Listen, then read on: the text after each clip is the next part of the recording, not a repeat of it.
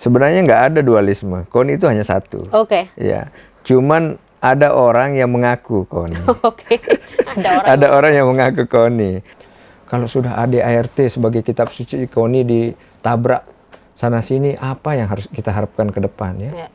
Itu yang ingin kami wariskan kepada generasi muda selanjutnya atau ketua-ketua KONI selanjutnya, bahwa ADART ini dijaga dong. Gitu. Jadi stoplah mereka bernarasi di media, kerjakan apa yang menjadi tugas mereka, jangan macam-macam gitu kan. Ya, jadi kita warning nih, kalian jangan macam-macam nih. Kami hormati karena beliau-beliau ini orang tua.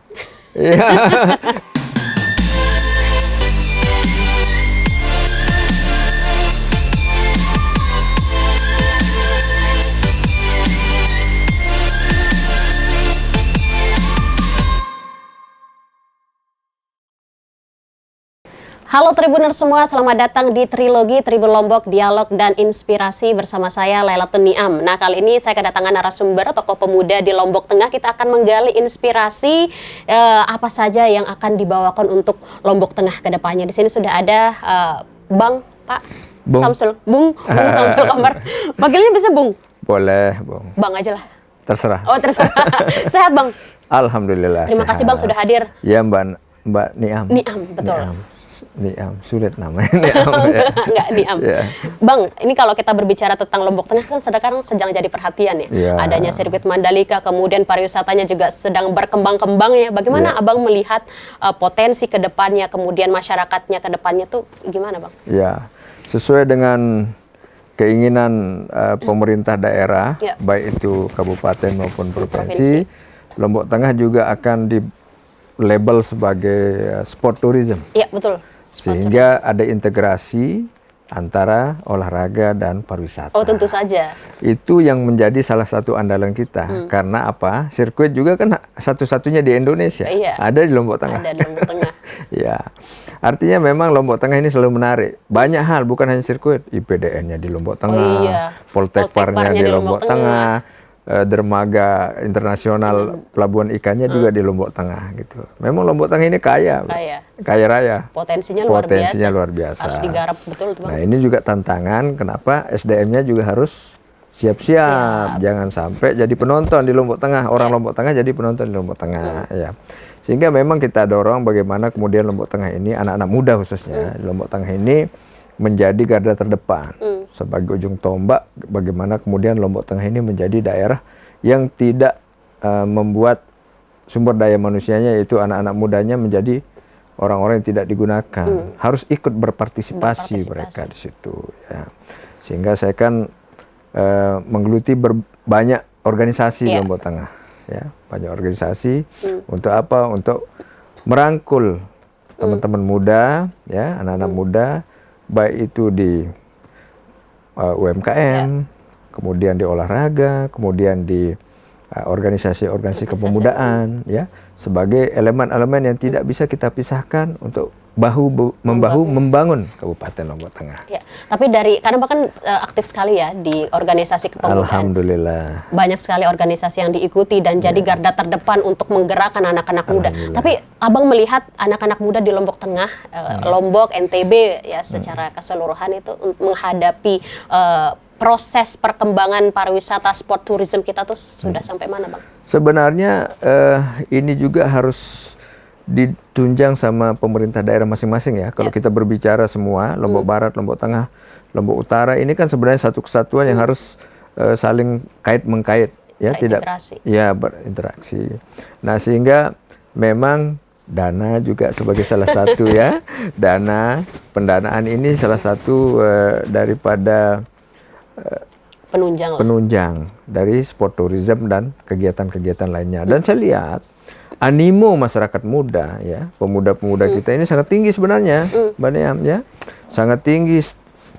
Tinggal pemerintah memberikan kesempatan, mempercayakan gitu loh. Jangan belum apa-apa nggak dipercaya ya. Dan juga jangan selalu melihat dari sisi-sisi negatif gitu. Seperti apa misalnya? Misalnya kadang-kadang kalau di demo sama pemuda dipikir dibenci gitu kan. Padahal di negara-negara maju orang ngeritik itu dibayar, ya kan? Ya. Bagaimana kita tahu telinga kita kalau orang lain nggak ngasih tahu gitu. Nah, itu hal-hal yang sederhana. Sehingga pemerintah itu jangan pernah anti sama kritik. Kritik. Ya, kritik itu vitamin ya, membangun. Dan tentu kita harapkan juga anak-anak muda boleh mengkritik tapi dengan solution. Ya. Kasih juga solusi dong, gitu ya. Kritik boleh, tapi solusinya juga sekalian gitu. Biar pemerintah jadi happy. Dan nanti ke depan bisa diakomodir lah kritik-kritik itu. Gitu. Karena kan biasanya kalau mengkritik artinya ada ketidakpuasan gitu dari anak-anak muda terhadap barangkali kebijakan pemerintah Bisa tentang jadi. ruang kreatif. Atau ketidaktahuan. Ketidaktahuan bisa jadi seperti itu. Oke, Bang Komar sebagai tokoh muda, balik lagi kita membahas Pak Komar sebagai tokoh muda pernah menjabat, dulu pernah jadi wartawan juga. Pernah jadi wartawan, terus pernah jadi anggota DPR. Iya, pernah. Ya. Terus ketua KONI. Ya, Ketua KONI. Nah, ini sekarang sedang ramai sekali diperbincangkan ada dualisme KONI di Lombok Tengah. Itu dari berbagai opini yang sedang bergulir di tengah masyarakat. Itu bisa dijelaskan apa sebenarnya awal mula kenapa bisa terjadi dualisme KONI di Lombok Tengah itu? Iya. Sebenarnya nggak ada dualisme. KONI itu hanya satu. Oke. Iya. Cuman ada orang yang mengaku KONI. Oke. Ada orang yang mengaku KONI. Jadi kan kami ini kan dilantik SK kami ini 23 April 2021. Berarti kalau dibicara 4 tahun 23 April ya 2025 ya. Ya, seperti itu. Dan di dalam pasal di ADART KONI itu pasal 19 ayat 3 itu kepengurusan yang sedang kami ini itu aktif sampai pada pengukuhan setelah Musorkap pemilihan 2025. Ya. Artinya sampai sekarang masih aktif. Nah, kemudian Musorkap itu kan dilaksanakan bulan Maret, 25 Maret. Artinya kan masih aktif itu. Nah, cuman ada orang yang mengaku KONI tadi itu melaksanakan Musorkap tanggal 20 Maret. Iya, tanggal 20 Maret ya. kemarin. Sehingga kami heran. Saya ini masih ketua KONI, kok tiba-tiba saya dapat undangan Musorkap kan? Musorkap KONI tanggal 20 Maret. Saya lihat undangannya, loh kok ada stempel KONI, surat KONI segala macam. Akhirnya supaya ini tidak bias, jadi kami laporkan ke Polres dulu ini. Pemalsuan kop surat sama stempel dan lain-lain ini. Penyalahgunaan wewenang. Supaya clear dulu. Nah. Oke Bang, sebentar. Artinya Musorkap itu dimajukan pelaksanaan tanggal 20 Maret itu yang seharusnya tanggal. Sebenarnya kan ada rakerkap ini, rapat kerja ini. Rapat kerja ini kemudian terlalu membias hasilnya. Jadi di rapat kerja itu kan rapat kerja tahunan. Itu rapat tahunan lah, rapat tahunan. Di sana itu yang seharusnya dilakukan pertama menyepakati pelaksanaan musyawarah itu tahun ini misalnya 2025 misalnya. Udah itu aja dulu. Kemudian menyepakati merumuskan syarat-syarat dan persyaratan kriteria calon ketua KONI. Kemudian menetapkan cabang olahraga di Lombok Tengah anggota KONI. Itu sebenarnya rapat kerja itu. Tapi di situ kemudian kok tiba-tiba dibentuk panitia gitu kan, penjaring TPP. TPP itu dibentuk di situ, kemudian tanpa ada apa-apa sudah bekerja sendiri segala macam sendiri gitu kan, sudah ada hasil. Nah, di ADART kita itu tidak boleh. Ada mekanisme lain. Setelah rakerkap itu kemudian dilaporkan ke ketua KONI hasilnya, barulah setelah itu dibentuk kepanitiaan. Setelah ada syarat-syarat dan kriteria calon ketua KONI yang dihasilkan oleh rakerkap, tapi itu tidak ada. Malah di rakerkap itu membentuk TPP, bukan syarat-syarat itu. Jadi melampaui itu melampaui. Nah, akhirnya kami rapat pengurus membentuk panitia. Nah, panitia dan menetapkan Musorkap itu dilaksanakan pada tanggal 25 Maret. Ya. Artinya yang Musorkap tanggal 20 Maret itu tidak dilaksanakan sesuai dengan regulasi yang seharusnya yang sudah ditetapkan seperti yang disampaikan. Sangat jelas tidak. Tidak. Ya, karena itu pun bukan KONI yang melaksanakan. Gitu. bukan kami yang melaksanakan. Tapi di berita Bang, kalau saya baca Musyorkap tanggal 20 Maret itu disahkan sama KONI provinsi. Diakui. Diakui, ya itulah makanya mereka ini gegabah ya. Tim advokasi ini sangat gegabah, tidak membaca ADART, tidak memutuskan berdasarkan ADART. Sehingga kami sudah melayangkan surat kepada KONI provinsi juga bahwa kepada ketua umum ya KONI untuk menunda dulu keputusan apapun. Pertama sampai laporan soal pemalsuan dokumen dan stempel itu berkekuatan hukum tetap. Kedua, kami melayangkan terhadap tadi itu ya keputusan advokasi itu kami melayangkan keberatan ke Badan Arbitrase Olahraga Republik Indonesia BAURI untuk meminta petunjuk karena di situ kan ingkrah dan mengikat. Ya. Jadi tidak bisa lagi kayak MK itu. Ya. Jadi itu yang kita tunggu sehingga prosesnya masih panjang lah, ya, masih panjang dan kami masih aktif. Kan di pasal 19 ayat 3 itu kepengurusan kami ini aktif sampai musyorkap selanjutnya dan sampai dikukuhkan bahasanya. Jadi kami sampai aktif sampai mereka di SK-kan dan dikukuhkan berarti sampai siapapun yang di SK-kan dan dikukuhkan. Itulah kepengurusan kami berakhir gitu. Artinya posisi Bang Samsul sekarang masih menjabat sebagai ketua KONI. Ketua KONI. Masih ketua menurut ADART. Menurut ADART. Kitab sucinya KONI. Kitab sucinya KONI. Dan ini tanggal 20 kita ngajak semua perempuan terutama ya. Akan ada surfing kompetisi di Kute, Seger ya. Seru. Itu cewek semua itu, pakai kebaya nanti tuh. Ya, main surfing. Ya, Hari Kartini. Hari Kartini, betul. Jadi kita undang Tribus juga loh ke situ ya. Nanti sama-sama kita menyaksikan sendiri cewek-cewek berkebaya main surfing. Kartini surfing. Kartini surfing. Keren nggak itu nanti? Keren. Ya, Keren itu bule juga banyak ikut. Pakai kebaya. Pakai kebaya. Merayakan Hari Kartini. Seru itu Bang konsepnya. Iya. Dan ini sesi Bang Samsul juga menjawab, Bang Komar menjawab. Di media juga banyak sekali kan berita-berita Bang. Kenapa diadakan Musyorkap tanggal 20 Maret itu karena puluhan cabur tidak merasa puas gitu dengan kepemimpinan Bang Komar sebelumnya. Bang bisa menjawab di sini Bang? Iya, jadi memang saya bukan pemuas ya. Saya memang bukan pemuas ya, tapi begini. Dalam hal ini. Ya, tapi begini.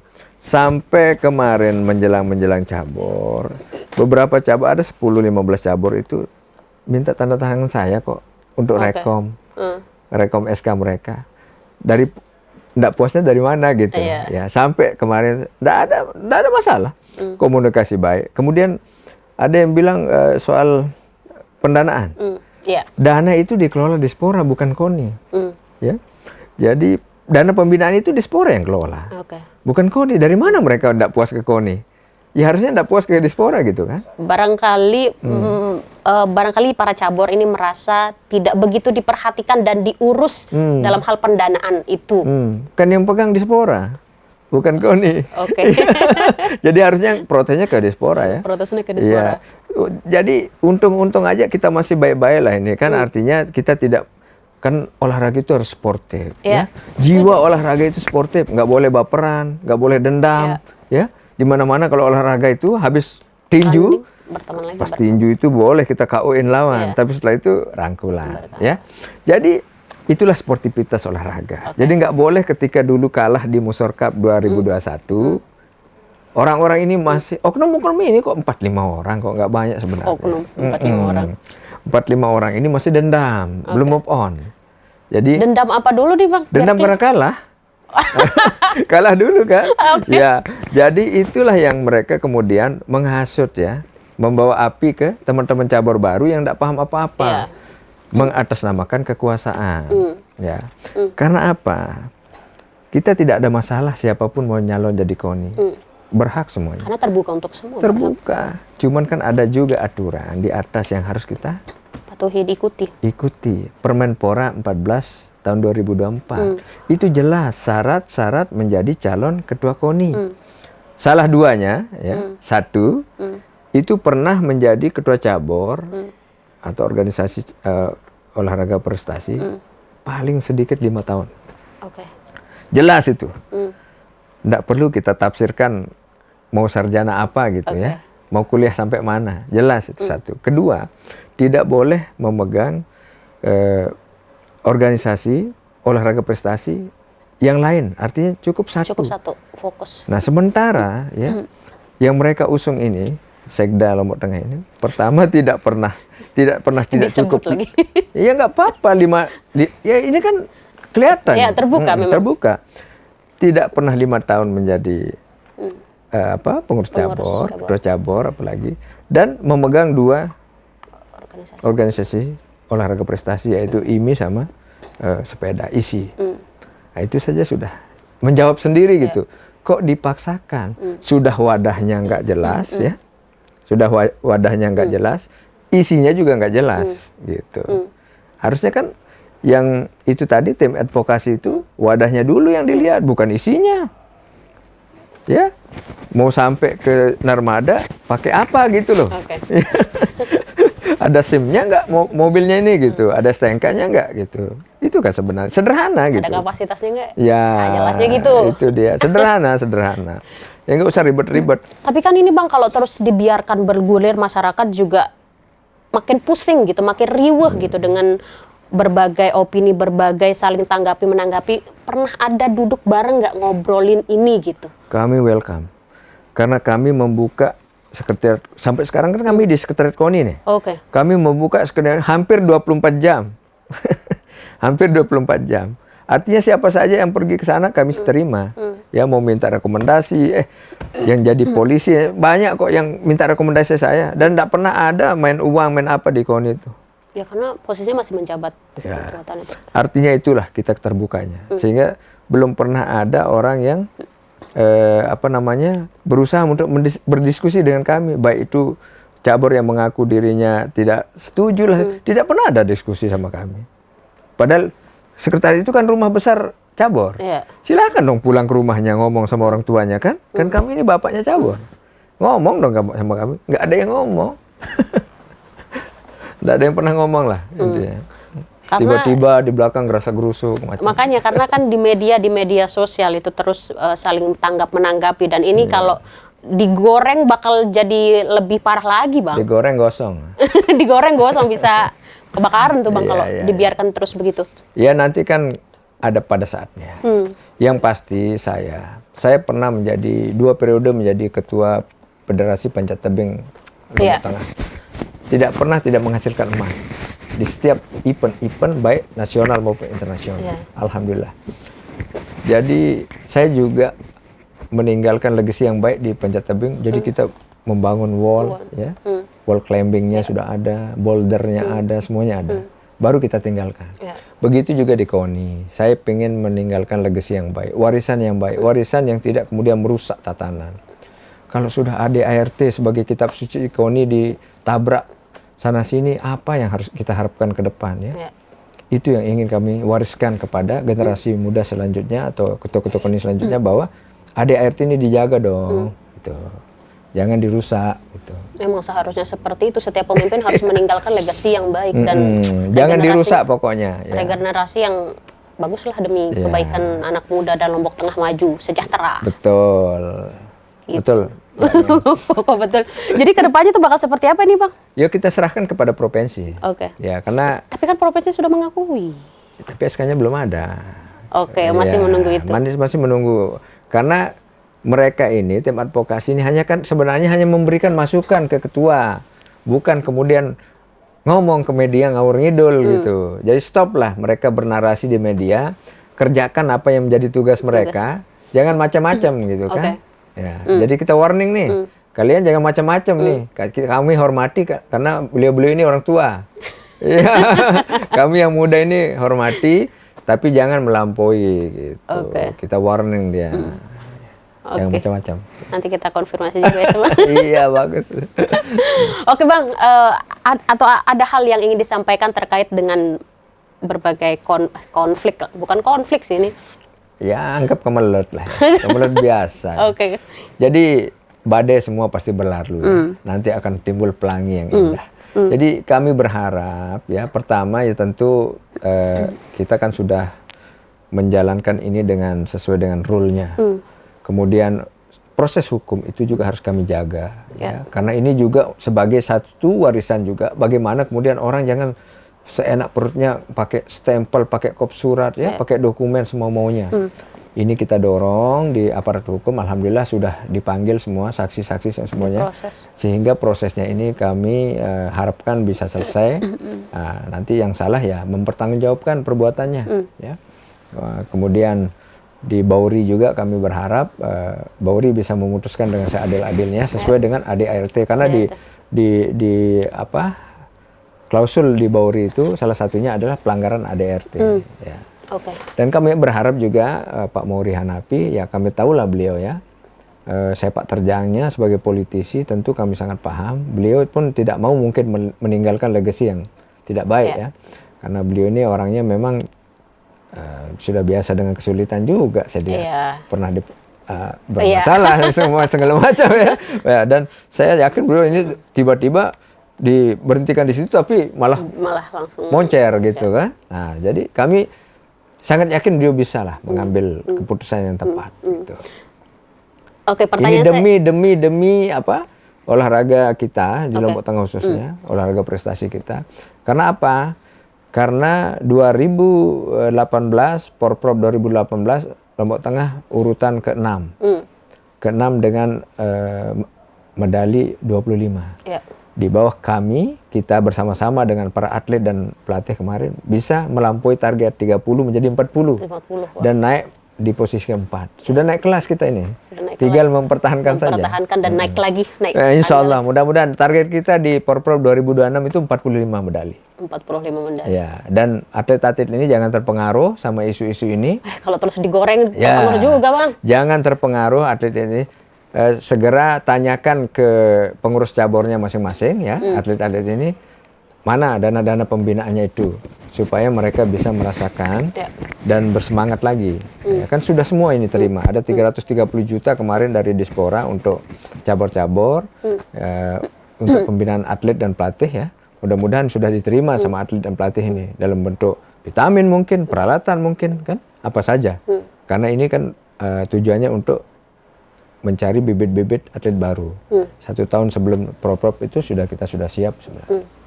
Bang, pertanyaan saya gini, seandainya nanti kemungkinan terburuknya keputusannya itu memang yang diakui itu Muswarkap tanggal 20 Maret itu, respon Abang bakal gimana? Kita masih yakin kita yang akan dapat SK. Karena regulasi tadi yang tidak Karena sesuai. kita yakin ADART itu, kalau kata senior saya di Lombok Pos itu Bang Sabtoto namanya. Kalau memang mereka maksain itu, suruh aja mereka rubah ADART-nya dulu gitu. Tunjuk aja langsung kadisnya, tunjuk Kadispora, tunjuk langsung ke Dokoni gitu.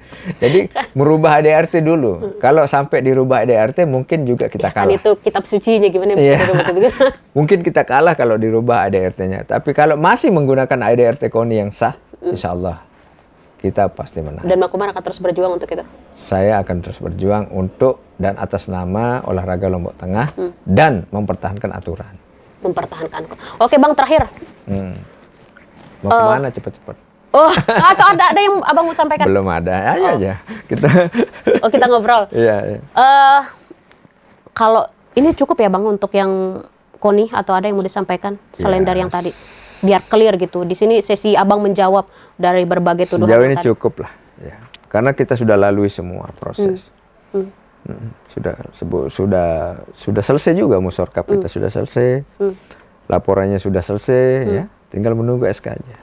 Kalau gitu kepada puluhan cabur yang merasa dirinya tidak tertangani dengan baik oleh kepemimpinan Abang, apa yang mau disampaikan Bang? Ya, jadi sebenarnya tidak ada istilah yang tidak ditangani ya.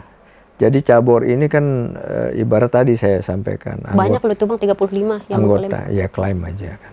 Ya kan saya mengatakan klaim nih Bang. Klaim aja, ya betul, klaim aja, diklaim. Tapi yang pasti kan di Muswarkap 25 Maret itu kan ada 21 juga yang hadir. Ya, artinya bahwa boleh saja mereka klaim 35, 36, 37, tapi kita tetap satu, ya, di bawah KONI. Di bawah KONI yang sah. Jadi jangan pernah cabur-cabur ini mau diajak untuk melanggar ADART. Untuk menabrak aturan. Karena organisasi cabur juga ada aturannya gitu. Jadi sama-sama menghargai, menghormati aturan masing-masing. Kalau tidak mau menjadi anggota KONI, ya tinggal tidak usah meminta rekomendasi di KONI gitu kan. simple dia.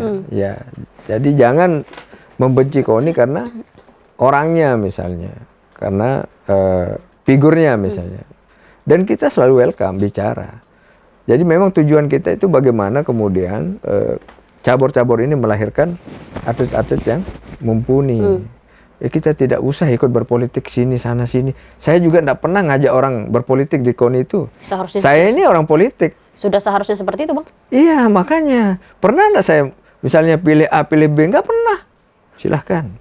Profesional kita, sportivitas kita jaga. Gitu. Enggak pernah saya ngarah-ngarahkan. Misalnya, saya kemarin Korwil Bu Rohmi. Iya. Enggak pernah saya bilang, ayo pilih Bu Rohmi. Enggak pernah. Ya, atau jangan pilih Pak Iqbal, nggak pernah. Gitu. Jadi, kita memang profesional. Iya. Ya. Karena Itu memang aja KONI sih. fokusnya ya membina atlet untuk Iya. menjadi lebih baik. Ya. Persiapkan diri lah, atlet-atlet persiapkan diri, cabur-cabur persiapkan diri. Lombok Tengah harus bisa mencapai target 45 emas 2026. Insya Allah. Oke, gini Bang, pertanyaan saya muncul di gini.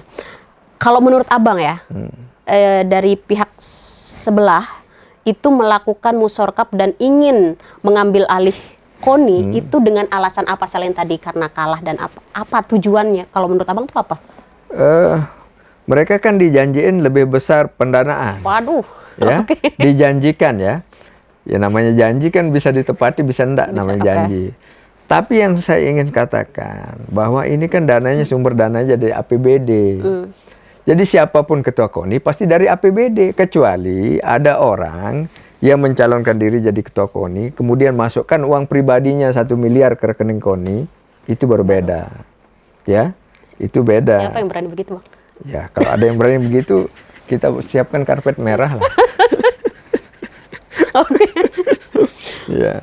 Oke. Tapi kalau sama-sama ngandalkan APBD, Yesus. ya sama aja. Ya sama, Nanti jangan sampai sama aja menyesal sama. kemudian hari kan. Oke. Gitu. Wah, menarik ya. Ini baru dibuka di sini atau sebelumnya pernah dibuka, Bang? Saya belum buka semua. Pernah di tempat lain tapi belum kita buka semua. Karena waktu itu belum selesai juga, Iya. masih proses. Masih proses. Dan Kalau itu ini memang udah benar-benar selesai, jadi selesai. kebuka semua di sini. kita buka-bukaan. Iya, dan Masalah semoga apa namanya ada jawaban nanti dari provinsi seperti apa gitu. Kalau Abang misalnya ini podcast ini ditonton gitu sama pihak yang satu, apa yang mau disampaikan, Bang? Ngobrolin apa gitu kira-kira? Ya kalau Kan kita belum ketemu tuh. iya, kalau kita kan tetap membuka diri ya. Kita akan merangkul ya. Kalaupun kami nanti SK-nya kami terima ya, mau gimana pun tetap mereka menjadi anggota KONI. Ya. Kita akan tetap berikan haknya kalau memang ada haknya di KONI. Tidak akan kita beda-bedakan karena kita kan bukan sportif kita. Ya nggak ada baperan kalau saya. Ya. Terus move on terus. Oke. Oke, Bang, ini kayaknya saya bakal pindah ngobrolin yang santai-santai. Tadi kita ngomongin konflik KONI. Sekarang juga yang menjadi permasalahan, kita balik ke masalah Lombok Tengah dengan pariwisatanya, Bang. Dengan adanya sirkuit Mandalika, kawasan KEK juga yang belum memberikan tetesan kemakmuran untuk masyarakat. Wah, ini tambah Lombok berat lagi nih. Tengah gitu. Abang sebagai Saya boleh minum ya? Oh, boleh, Bang. Bismillah. Gitu gimana, Bang? Ini tetesan kemakmuran kayaknya seret banget ini. Kita destinasi super prioritas. Ini tambah berat nih pertanyaannya. Iya benar.